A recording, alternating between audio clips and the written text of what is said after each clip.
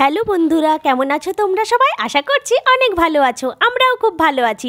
প্রতিদিনের ব্যস্ত ও শহুরে জীবন বাঁকুড়া থেকে আমি অপর্ণা বন বালিকার তরফ থেকে আরও একটি নতুন দিনের শুভেচ্ছা পাঠালাম তোমাদের সকলের জন্য। তোমরা তো এর আগের ব্লগে দেখেইছো আমরা এসেছি মামাবাড়ি ভাইয়ের বিয়েতে, আর আজকে ওর আইবুড়ো ভাত। তাই সবাই মিলে কেমন আয়োজন করেছি দেখতে থাকো। তো এখনো মনে হয় কমপ্লিট হয়নি করাটা, নাকি রে? এখানে হ্যাঁ আলপনা করা হয়েছে, ছোট্ট মতো এখন তৈরি করা হয়েছে ছাদের মধ্যে। এই যে হ্যাঁ, ছেলের বাড়ির তো ছাতনা তলায় বেশি কিছু কাজ নেই, পরে হয় বউ আসার পর। না, বউ আসার পর, আরে বউ আসার পর কাজটা বেশি। তো আমরা এখন বামুনবাড়ি থেকে ভাত নিয়ে চলে এলাম। যেহেতু ভাইয়ের আজ আইবুড়ো ভাত, তাই সেই ভাতই ও আজ খাবে, এটাই নাকি নিয়ম। তো ছোটোবেলা থেকে সেটাই দেখে আসছি। তো প্রায় সব কিছু রেডি হয়েই গেছে, এবার শুরু হবে আইবুড়ো ভাতের পর্ব। কাদের কাদের এই নিয়মগুলি আছে আমাদেরকে কিন্তু অবশ্যই কমেন্ট করে জানাও।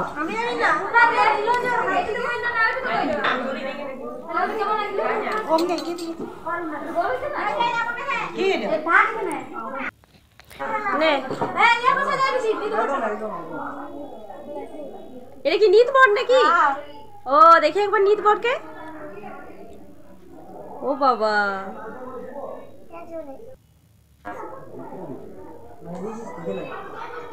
নে নে ঠিক আছে।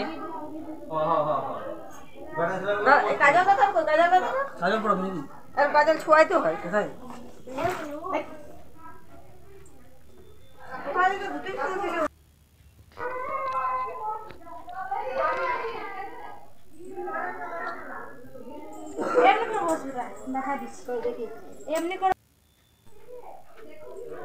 কি বানতে হয় এটা করি নাকি? সরষে। তো এটা হচ্ছে আমার একমাত্র মামা ও মামিমা।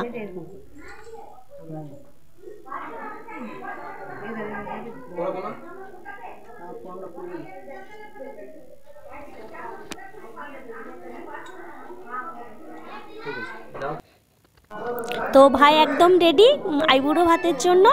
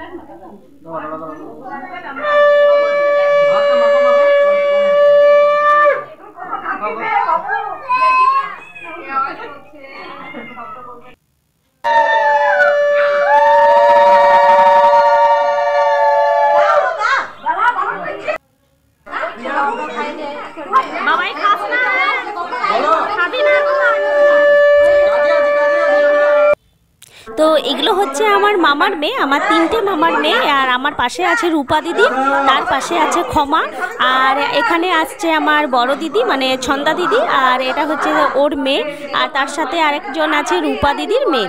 তো এগুলো হচ্ছে আমার সব মামার মেয়ে।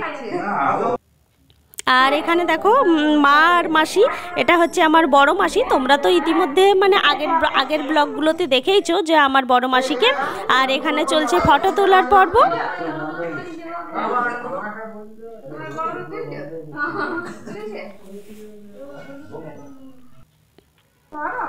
আর এগুলো হচ্ছে আমার জামাইবাবু মানে তিনটে জামাইবাবু।